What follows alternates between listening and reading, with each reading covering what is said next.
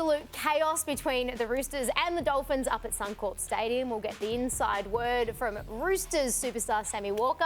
Sam, how are you? Thanks for coming on. Good, thank you. Thanks for having me. We'll touch on that first. What was that like when the chaos unfolded in the in-goal area? Whereabouts were you? I know you weren't really right in the thick of the action. I wasn't quite getting in the middle of all that. No, I was sort of getting ready to goal kick, and then I sort of seen it all start to happen. So I wandered over there and I seen Nick Arima at the back. I said, me and you aren't made for this, mate.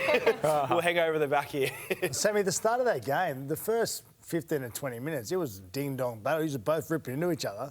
Then all of a sudden you just blew them off the park. Were you expecting that?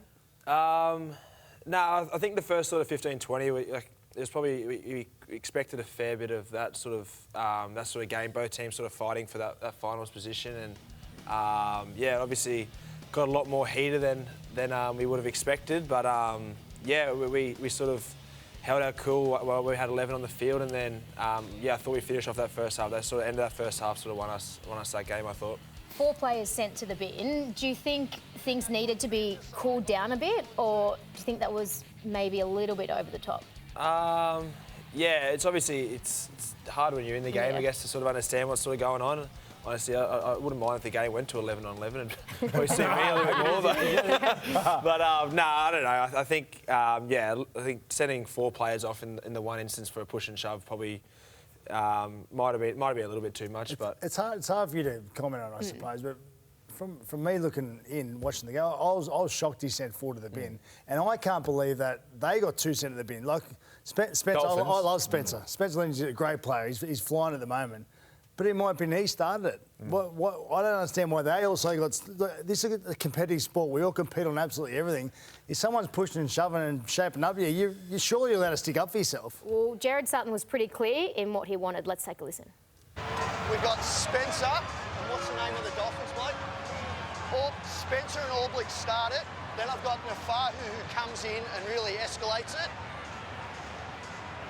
And that's on Francis, so mate, I'd like 2 and 2. I'd like 2 and 2. That's thoughts, Cam? Mate, Spencer started. Spencer probably should have gone. White coming in escalated, should have gone. Probably one of the Dolphins players, but not 2. You're allowed to stick up for yourself, surely. I don't like. I want 2 and 2. Yeah. That it just doesn't sound good. It's like I don't want to disadvantage. What are you laughing Gus, at? you're giggling. No, what it sounds like is the referees, right? They don't want to make a decision that disadvantages one side over the other. Now, as Sammy just spoke about, it was a big game for both clubs on the weekend. They're both fighting for a spot in the 8. So the result was vitally important with only 4 or 5 rounds to go. So. I didn't like that at all. I'm with Gal. Watching it all unfold, I thought there was one main instigator of the whole thing. That was Spencer. So if there was someone that needed to cool their jets a little bit, put Spencer in the bin for 10, let him settle down and get on with the game. Well, what's done is done. Anyway. No, it's done now. It's chip paper now. It's painful. It really is painful that our game gets represented like that. Like, we hype these games up. We promote them and we hype the rivalry, all right? We want our players to be gladiators. We celebrate their toughness. We celebrate their skill. We celebrate everything. A little bit of argy-bargy in the opening stages of a finals prospect game, all right? And all of a sudden we've got to send 4 blokes to the sin bin. Not a punch was thrown, not a person was hurt, all right? Not a punch was thrown, not a person was hurt, all right? What message are we trying to say? That we want you to be angels on the field. We want to hype this up as gladiatorial, but we want you to be angels on the field and not have a little bit of rivalry in what you're doing. There was no reason to send 4 players to send anyone to the sin bin. If you wanted to send someone to the sin bin, send Spencer, who probably started it off with a bit of agitation. The other 3 were just victims in the whole scenario.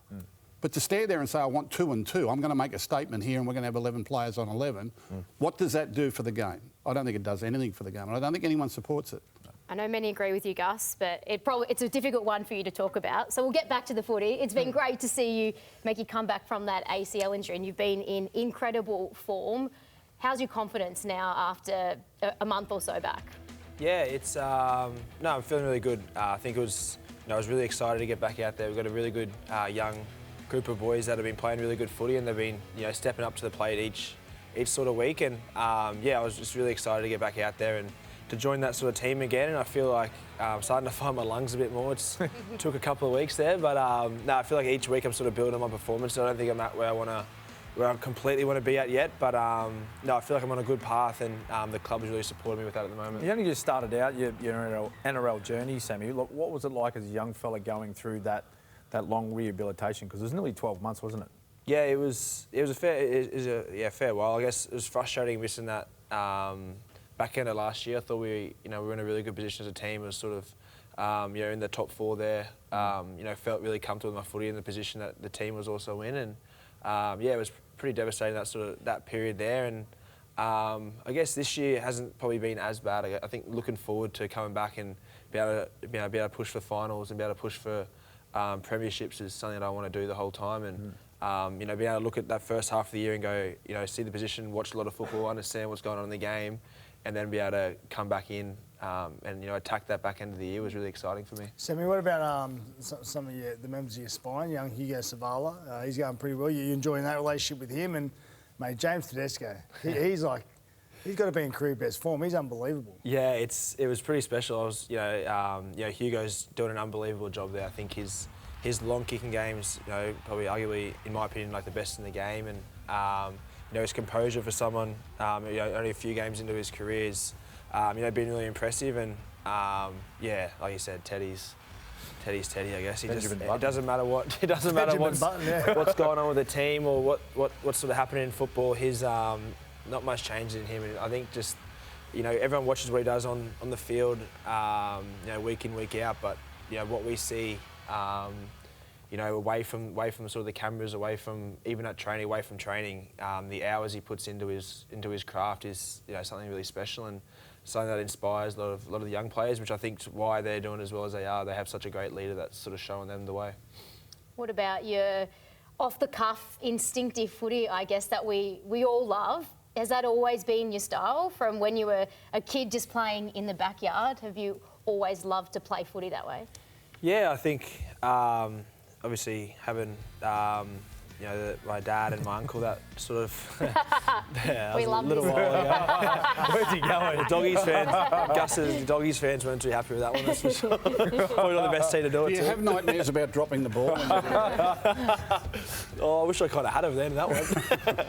No, it's I think just the way I've sort of been, grown up being taught the game, and it was obviously a bit different out there. I was encouraged to do a lot more off the cuff and play. It's sort of a different style of football that a lot of people probably don't get the opportunity or don't grow up sort of playing. And I play a lot of touch football as well, coming through as well, which I think sort of helped with a lot of the development in my game. And I was lucky enough to go to the Roosters, where they've really encouraged me and guided me into the football that I've become.